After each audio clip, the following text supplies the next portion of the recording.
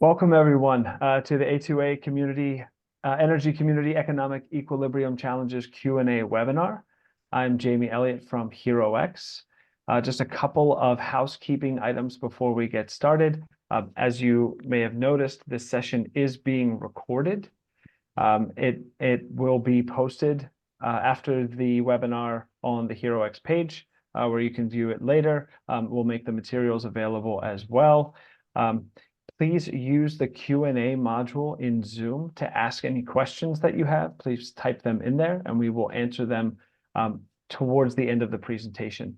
And with that, I will turn it over to our hosts at A2A, Alberto and Francesco. Hello everyone. Unfortunately, you cannot see me. We're having some issues with the webcams, but my name is Alberto Korincic and I work at A2A alongside Francesco.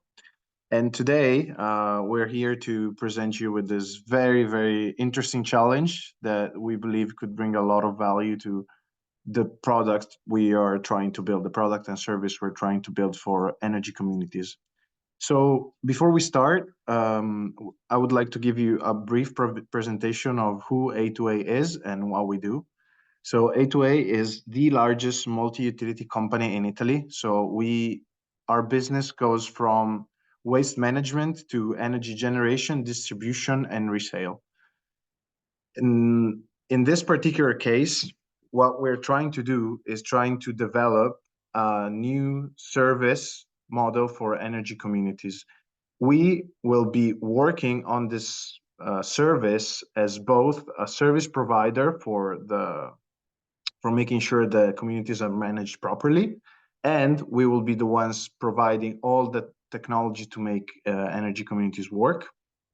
In particular, as you can see from this picture in front of me, we'll focus on solar panels and any potential other technology related to energy usage and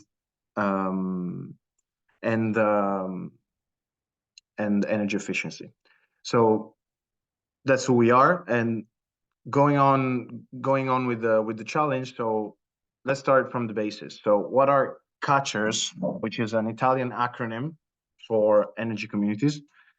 So CACERS are a solution and let me say a framework that has been developed by the Italian government in the last couple of years, following a European directive that's called RED II, to promote small-scale local renewable energy production, allowing citizen and small medium enterprises to form renewable energy communities and promote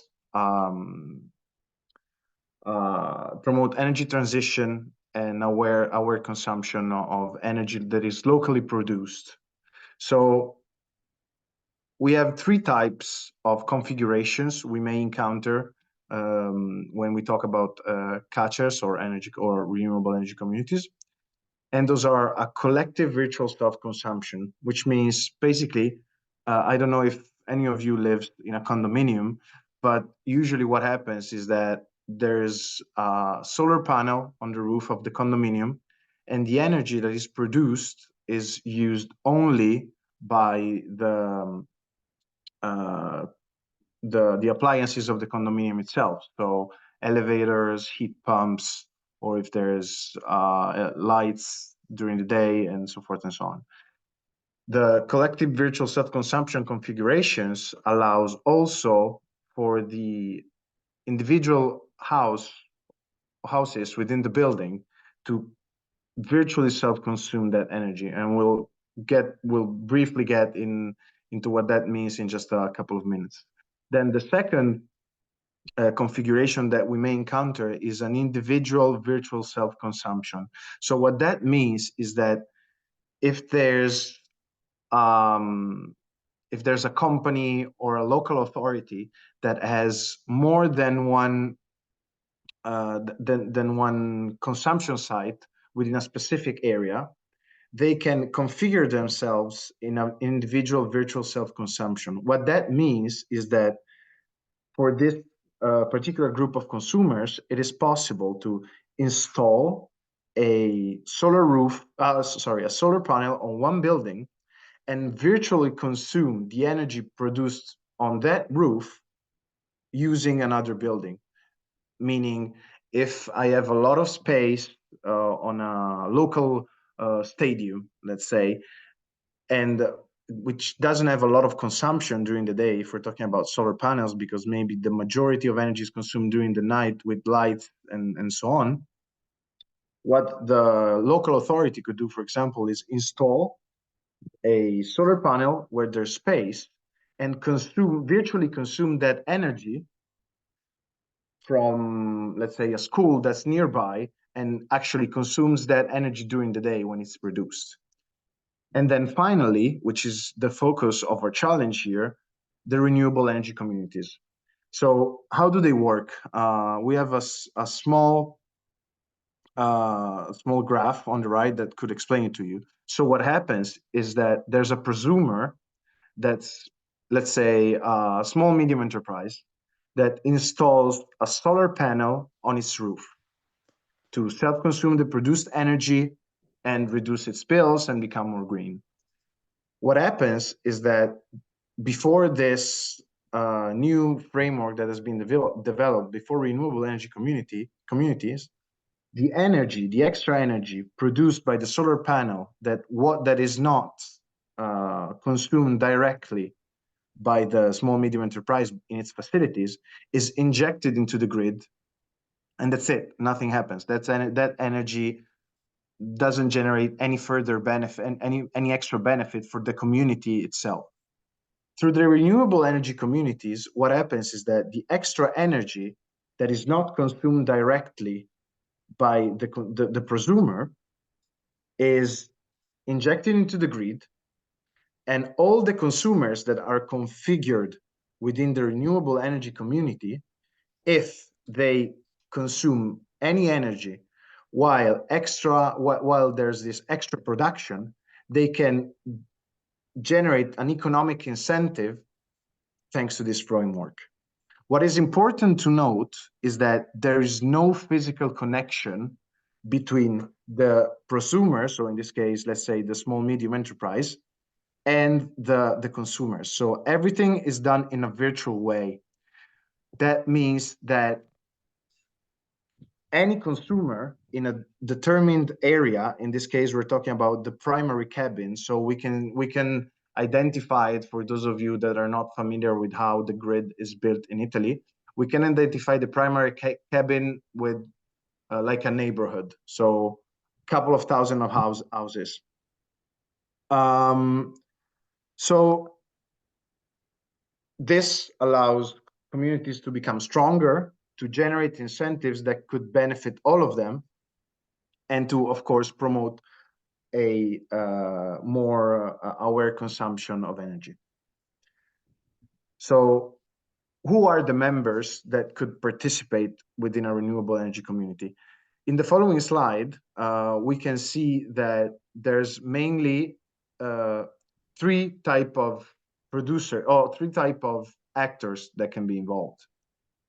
So producers, who are the ones that actually have a solar panel. In this case, sorry, I'll always talk about solar panels, but this extend also to, for example, to wind farms, if there's like a mini wind farm that could work as well. But for simplicity, we'll always talk about solar photovoltaic systems. So the producers are those entities, and that can be companies, small medium enterprise, families, or municipalities, as you can see here. And what they do is that they install this PV system, and they don't consume the energy. So the energy is totally injected into the grid. And what the renewable energy community does is that it generates an extra incentive boost, making the payback time shorter and generating a faster return for the group or the entity that does the investments. And then I'm gonna go through this, and then I'm gonna explain to you how actually this happens. So then, as we said before, there are prosumers, and prosumers are exactly the example that we made before. So it's, for example, a small medium enterprise, let's say a factory, that wants to reduce its bills, wants to become greener. Wants to become greener, wants to reduce its bills, and therefore it installs a photovoltaic system on its roof, self-consumes the energy that is produced directly by the photovoltaic system by doing its normal activities. So let's say if it's a factory, by doing its shifts normally during the day, or maybe also changing its shift to use as much of that green energy as possible. And then the extra energy that is injected into the grid is both incentivized by a tariff that we'll explain later, and then is incentivized once again with the renewable energy community schemes. And then finally, the last members, the last piece of the puzzle are the consumers. So the consumers are, of course, the most important actors in this framework, and are the ones we would really like you to focus on. So why? Because the consumers, while they don't make any investment, they don't really have to care that much about how they consume, because they will just keep on living their life normally, but they only get benefits, are the main generators of economics incentives. And I'll explain you why right now. So how the incentive scheme works. So as you may imagine, in any type of investment, any type of business that requires an investment by an actor, a stakeholder, the return is the most important thing. So economics incentives are extremely relevant and they shall be carefully considered before starting and embarking in any catcher project. So how are the incentives generated? So they're based on the energy injected to the grid. So as we said, the energy that is not self-consumed by the prosumer, and the chunk of it, the percentage of it that is virtually exchanged within the members themselves. So how do they exchange energy? Simply by consuming. So if there's an extra megawatt hour of energy that is injected into the grid, and that energy is at the same time consumed by the members, meaning that while that megawatt hour is injected into the grid, they at the same time consume that much energy. So let's say still a megawatt hour, that will generate an incentive. That's this TIPH. So how is it calculated? It's the minimum between the local price and the corrective price. So what it means is that they can get anything that ranges, if you look at the figures below, from 100 euros per megawatt hour to 120 euros per megawatt hour. And if they're in any region that's in the north of Italy or in the center of Italy, they get an extra corrective factor based on the fact that solar panels, of course, don't produce as much in the north as they would in the south. So what does this mean? That we need as many consumers as possible to consume the energy injected into the grid as we can. But what is the issue? The issue is that if there's too many consumers, the return for them, so the actual chunk of incentive that they can keep, gets smaller and smaller and smaller. And that is actually the problem we would like you to help us solve. But Francesco will explain you more about it by looking at the following slide. Thank you, Jamie. Thank you, Alberto. So as Alberto has told so far, incentives are generated when consumers and prosumers use the energy injected in the grid when it is injected. If it is solar panels, then we need to consume during the day. Alberto has already mentioned that in order to maximize the incentives production, we need to consume more during the day. And one way to consume more is to have more members in a community. However, if we, as you can see from the graph, if you have more members in a community, of course, the per capita benefit becomes marginally lower and lower and lower. We need, however, to specify that in your solution, you need to bear in mind that renewable energy communities are a social policy tool. Therefore, we should not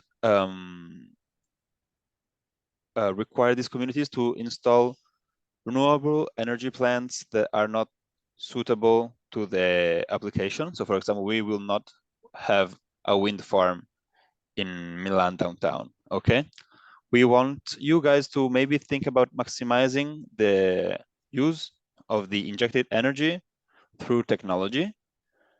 We, however, would like these solutions to not have the technological implementation to be binding in order to be a member of a community.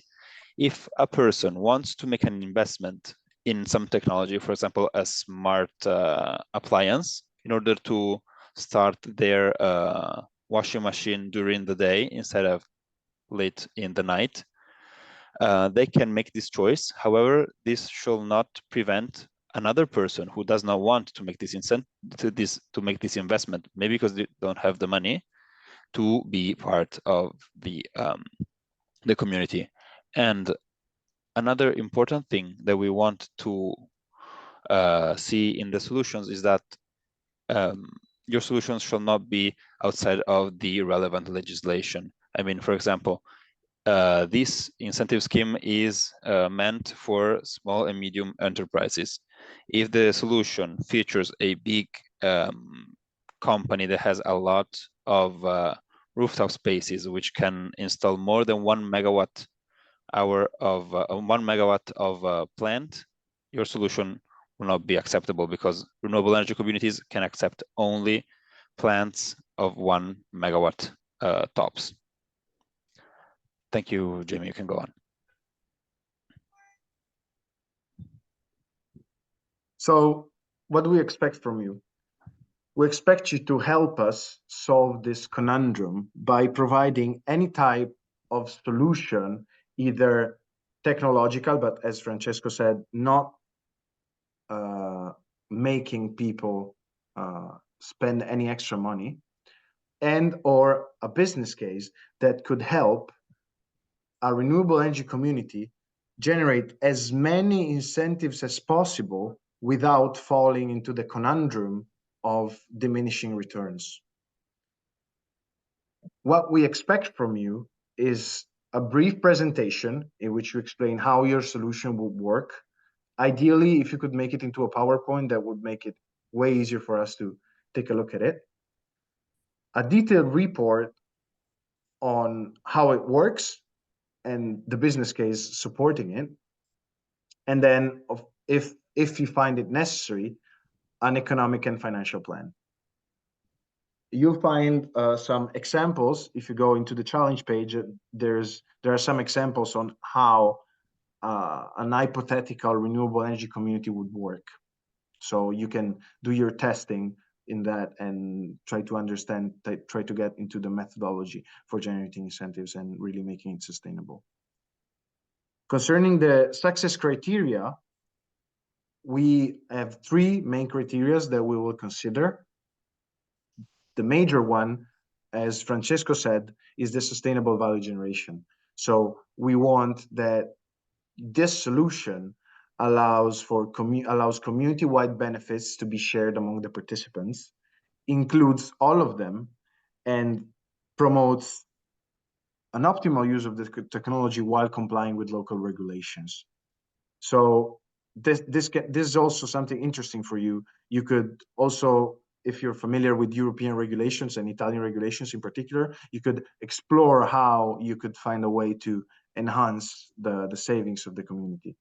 But what's more important is that it must be sustainable. It must generate value for the community. The second thing is that as you may have understood, this is not an extremely easy topic to explain. Therefore, we don't want to make it even more complicated. We want this topic to be easy to communicate to all the stakeholders that are involved, and and we want also for the solution to be easy to be demonstrated as a value generator for the community.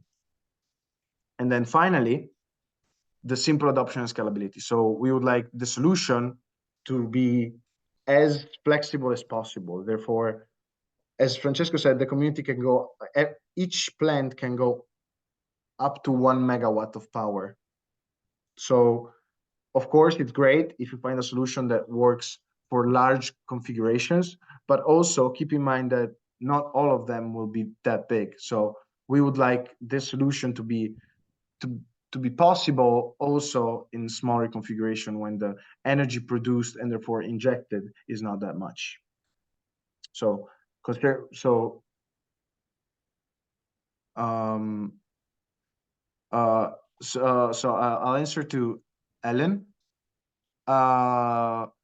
So yes, there's I believe that, Jamie, correct me if I'm wrong, but alongside in the homepage of the challenge, there should be an Excel document that you can play with, quote unquote, and see how impacting specific parameters could support you in changing the economic incentives that are generated and therefore the Yes. benefits. Yep. Yes, and we'll go into the guidelines on the website in just a minute, and I can show you how you can download those as well as get access to the other resources that are available. Yes, exactly. So just to finish up, for this, if you meet this criteria, if you feel like you have a good idea, please submit, and we will award prizes to the best idea, to the runner-ups that could be up to 2, and then there will be categorical prizes for the best coherent communication strategy and the best simple adoption and scalability. So as you may imagine, the sustainable value generation for us is the most important, and then of course the 2 others are on the same page, but we can also like take bits of ideas if we find them interesting for our means. Finally, also commenting on Ellen's tout, we have some useful links that you could use. We put them inside this presentation. So there's the regulator website, which I am afraid is only in Italian, but I guess the Google Translate can do miracles. Then there's this simplified tool that's developed by a local authority of Italy to simulate how an energy community works. Then you have a map of primary cabins. As we said, those are specific areas in which you can develop a community. So just to be clear, if we take Milan, there's, for example, 7 or 8 primary cabins. So each community shall be within this one primary cabin, but also you can try and use this map to understand which areas are mostly populated, how you can maybe try to identify if there's specific places where you think this could work better.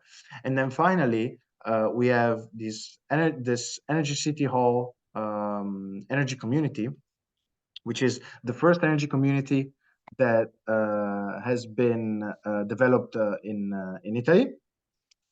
And for sure, you can, if you go on their website, you sure find some useful information on how an energy community works, and some maybe useful tips on that could like tease your brain help you find a solution. Perfect. And All now right. it's time for a Q&A, if you have any other Yes, questions. I'm gonna jump over quickly and show the challenge website, and then we will dive into the Q&A. So for those unfamiliar, and I will drop this link into the chat. For those unfamiliar, this is the challenge page. So come to this challenge page. At minimum, follow the challenge so that you can get any updates that get posted about the challenge. But this is where you can read all of the challenge guidelines. So there's an overview, and then it goes into the specifics. A lot of the information that you saw today, or some of it, plus a whole lot more, is in the challenge guidelines. We highly recommend that you read this thoroughly, read it all the way through, make sure you understand it. Here are the 3 types that Alberto was sharing with us. There's a section on relevant legislation, which it's good to be familiar with if you're not already, but not absolutely required, but it is good to know some stuff about the regulations. It talks about the equilibrium. Here's the success criteria, which is, Alberto shared this in a slide as well. And then a description of how you win. So here's what you need to submit to win, overview of the prizes, and then the rules to participate. Just a couple other things on the platform. Here's the timeline, which it's good to be familiar with. So we are here on September 5th. The submission deadline is September 27th, so that's coming up. And then winners will be announced by November 15th. Here on the updates, you can see anything that gets announced by the challenge. If you're following the challenge, these updates will also come to your email. We will post the recording to this webinar under the update section so that you can come back to it when you want to. There will also be a resources tab added. And on the resources tab, we can probably post these slides from today's webinar so that you can access those as well, because those links that Alberto was talking about are useful. The use case that he mentioned, this is a practical use case, so it gives a real life example of how you could solve this problem or how this problem might be solved. And it was talked about, and you all saw a similar chart in the slide deck that Alberto shared. When you go to the forum, here's where you can post questions at any time. The forum is constantly monitored. It's monitored by HeroX. It's monitored by A2A. So if you post a question, especially if it's one that may be useful for your fellow solvers, the rest of the solver community, a response will be posted there quickly afterwards. So when you are ready to solve the challenge, you need to be logged in. I'm already logged in. If you don't have an account, please create one and then solve the challenge. You will accept the challenge-specific agreement, which is accepting all of the rules for the challenge. I'm just doing this as an example. I'm going to compete individually. You can create a team or join a team if you'd like. And then I can begin my entry. And then here is the submission form. And so the form fields that you will see here map directly to the sections that Alberto shared in terms of what creates an eligible and worthwhile submission that matches to the judging criteria. So at any time you can save and come back to up until the deadline, but you will want to make sure that before the deadline, you click submit once you've filled in all the fields. So some of those fields are required, so you'll need to put those in. Okay, and you can always come back to the challenge page, and this begin entry page will turn into a My Entries button if you have a saved draft. Okay, and like I said, I'll put the link, the challenge link in the chat in Zoom. So that's how you can get to the challenge page. And we will now go back and answer any questions. So this is your chance to ask any questions. As I mentioned, the forum is always open and you can ask questions there as well. but you do have the A2A staff here right now. If you have any questions, please type them into the Q&A pod in Zoom. And there are no open questions at this time, but we will leave it open for questions and we'll, okay, a question has just come in.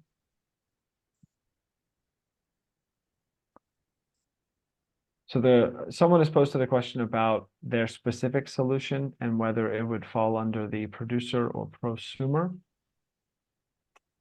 I think it may be good for this person to possibly contact us directly with a bit more information. Francesco, did you or Alberto, do you want to say something? Yeah, I'm rereading Changmin questions. So our technology for go, Francesco. I don't really understand the question. Could Changmin maybe open his mic? Can he do that, Jamie? Yeah. Yes. So Changmin, I'll allow you to come off mute. Good morning. Good morning, Changmin. Good morning. I really appreciate the prosumer concept. Remind me, Ellen, I think the third wave. I really like it. In our case, it is definitely prosumer, produce and consume, especially locally, especially the disadvantaged group like tribes and blacks and homeless people. That is no doubt. Thank you for earlier the answer. Now have a new thing come out, the terminology of the grade. Okay. So the grade, if I understand that most people, you would talk a power grade. As you know, that power grade production location is far away, mostly to the consumers in the United States, especially. We solve that problem by kind of new kinds of concept, but I'm not sure what kind of grade we can talk. Basically, it's a local committee. It's not on rooftop or treetop or wind farm far away. Definitely not. No, it's correct. It's the local grid, the distribution grid, not the transmitter, not the TSO, but the DSO. Let me just say what the term I didn't get it. TSO. TSO is the one that goes from city to city. DSO is the one that is within the Your same city. neighborhood. Yeah, Okay, your neighborhood. I'm typing that because of the echo or whatever reason. Can you spell it? Is D like dog, S like sister? Dog. Yes, the dog, sister, and O as in Oregon. Thank you. What is second term? DSO or what is the second term? TSO is the same but starts with a T, as in turtle. Okay. The DSO is distributed. Is that right? Mm-hmm. Yes, distributor. Yeah, and T is transmitter. Oh, okay, good. I like it. That's good. Now, current grade is not like telephone line or cell phone, that network. It is really have the problem, which is, as I said, a consumer, producer, and it's not geared into the producer or prosumer. So we come up with this idea is kind of like Eiffel Tower, but Eiffel Tower only one in Paris, France. Mm-hmm. So we developed something like frame structure, whatever. This is another story, much lighter, but very high. All kinds of solar something on that. Now then, we're gonna form some kind of network like cell towers. But anyhow, enough said. So help us. How are we gonna use the word based on what your theory, so people can understand, and also can give us any comments and help. Thank you. I'm sorry, Changmin. if I got your question correctly, Who is that, please? It's sorry, it's Francesco speaking. Francesco. Thank you. Thank you. Sorry, if I got your question correctly, your idea is to build a vertical structure on which to mount solar PV plants and to use the energy in the neighborhood. Is that correct? Partially, yes, correct. Not enough. Okay. Not just a solar, Uh-huh. wind, and other things. Combination Okay. of So all of this. you have a tower with multiple renewable energy sources production plants. Absolutely. Okay, this is a great idea. And your problem is with the terminology, correct? Both terminology Uh-huh. and also regulation and how, and then there's quite a lot of things. We do need your help, and Okay. more than just terminology. Let's talk about terminology. What would you say this kind of thing? If let's just every 20 miles you must have one, and distribute another 20 miles, but form like more like chicken wire or honeycomb shape. Maybe we can call that kind of cell. Okay. Regardless, and then distribute it in a way wirelessly. That's not a story. So what do you call these things? And then how we can work with the regulators, how we can also let more people can contribute, even just visitors or homeless Okay. people, whatever. So how are we going to do that? Thank you. Sorry, Changmin, I think that your question is very complex. It's Alberto speaking. Could you please post it on the forum so that we can take some time to Yes, sort of elaborate? Yeah, thank you Yes, so much. let's use the forum for this kinds of stuff. Yeah. Thank you. Yeah, What yeah. is the form link? I'll show you. Yeah. It's so in the chat, I posted the challenge link. Okay, that's And great. so you can, so make sure you follow the challenge. And then the forum is just this tab here. Thank you so much. Enough said. Okay. Perfect. Thank you, Changmin. Thank you, Thank you. Jingwen. Shashi, you were asking about a Canadian corporation. How do you imagine a Canadian corporation to participate? If you mean by providing solar panels, like to sell the solar panels or the renewable energy generation plant, then they definitely can sell anything in the world as long as they pay taxes. But other than that, I cannot see how a Canadian corporation could participate in this scheme. Software, energy management, only company. Yes. The answer is yes. Yes, yes, they can. Thank you, Sashi. So we had a question. Under what category would a marketplace involved in selling of renewable energy credits fall under? Under what category would a marketplace? With this scheme, this scheme does not generate green credits or stuff like that. If this is what you're asking. So you're saying that the marketplace does not generate green energy, so it therefore doesn't fall under one of these categories? Oh, well, because green certificates are separate from the renewable energy production, are two different things. These kinds of small scale plants do not generate green energy certificates. Okay. Thank you. So the next question is, how can we access the slides and recording, and when will it be accessible? The slides and the recording will be posted on the challenge website, which I put a link to in the chat. And so you'll receive an update about that if you're following the challenge. And I think that we should be able to post that early next week.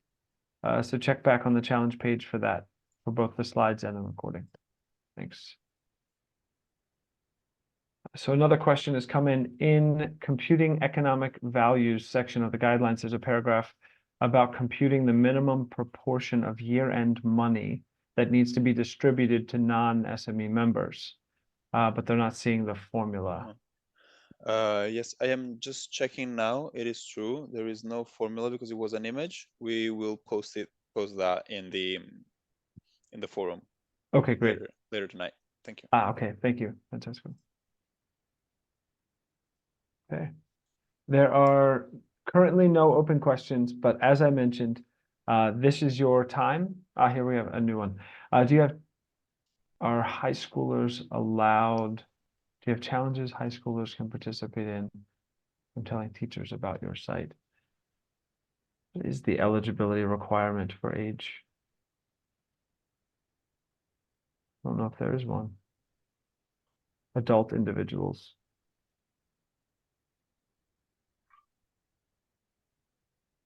So there are other challenges on HeroX, but this specific challenge is open to adult individuals.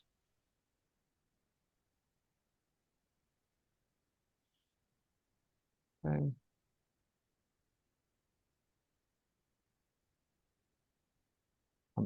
As I mentioned, we still have about 15 minutes.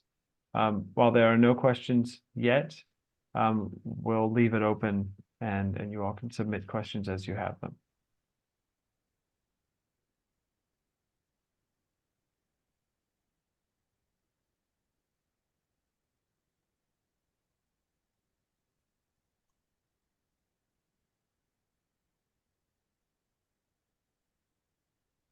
So there's a question about deliverables for Europe and not America. I know a question came in earlier, but I didn't see the answer about whether the solutions are only for Italy. Could Francesco or Alberto, could you respond to that? Sorry. Yeah, I will answer to this. So this solution, unfortunately, is Italy specific. As we said, this is a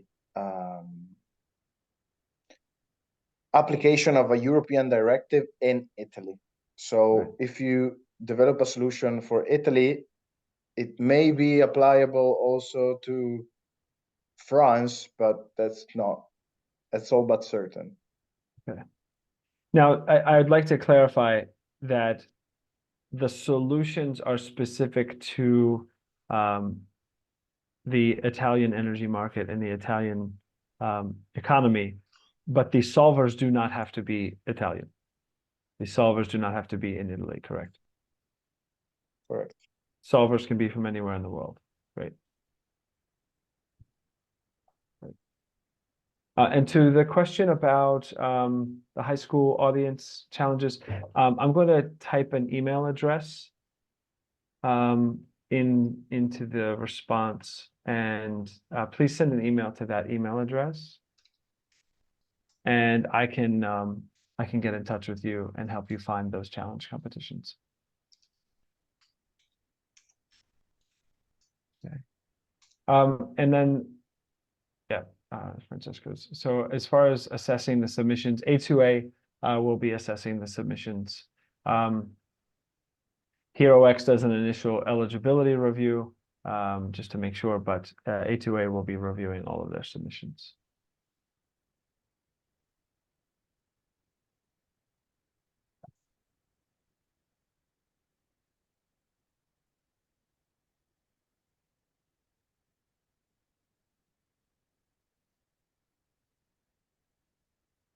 Okay. We still have 14 minutes. We'll leave it open if there are other questions.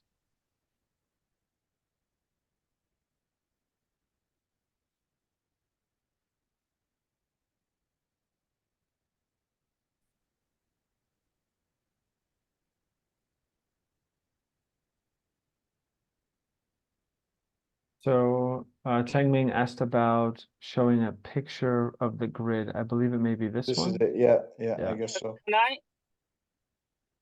Yes, can I talk? Yes. This is a great picture. And that is really illustrate our problem. We don't fit it. Oh, can you not move me? No, that's good. Just wanted to Okay. zoom in. So here is the thing. You on the right side is consumer. The four houses represent a kind of like village or some kind of community. To the left is power, renewable, get it, or whatever. The current situation all over the world, they're separate. Through the grid, which is high-rise, what do you call that? That kind of grid is the problem. as you know, the governor of Michigan, Whitmer, she deliberately said that damn grid, get rid of a damn grid. So that is the problem. So what we want to know if our solution, imagine in the middle, there's not in the middle. That both consumer and houses is one area or whatever it is some area rise up half mile high, something like that, tree or tower, all kinds of energies. Can you tell me what kind of term, if so, if it is possible, how we're going to talk that kind of grade? Again, every 20 miles, have one distance between one, but it's formed more like honeycomb or chicken wire form. What, if that is possible, what kind of grade? It is a grade or not grade? What kind of term? So just, I do want to keep, Chengming, I do want to keep the topics, the questions relevant to this challenge. And this challenge is specific to the grid that exists in Italy. And so we need, I understand what you're saying about Michigan and the United States, which we are not so familiar with the issues there. But with this challenge, it's about these incentive models, these categories that can augment and support and benefit the existing infrastructure, not bypassing an infrastructure, but using and leveraging the existing infrastructure in Italy. I agree. Just the status quo, even the current situation Okay, is bigger footprint understood. and more problem. But thank you. Thank you. So a question came in about a PowerPoint or a PDF being uploaded, and Alberto, I think you did mention this. that it Yes, would I be did. great. I did. Yeah, but we can modify the submission form to allow for a file to be uploaded. So thanks for the question. We'll look into that, into a way to provide those files.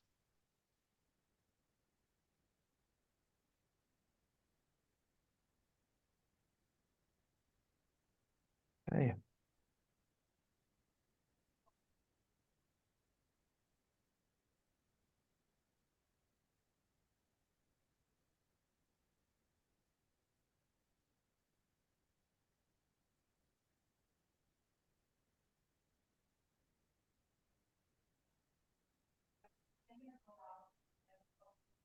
There any other questions? We still have about 9 minutes.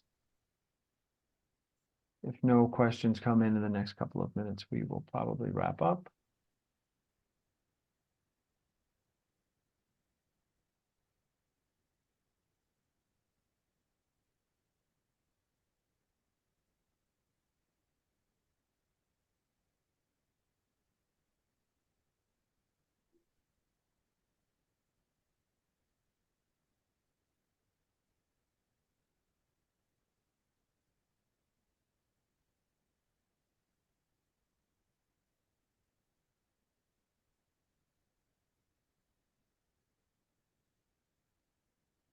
Okay, there have been, oh, a new one came in.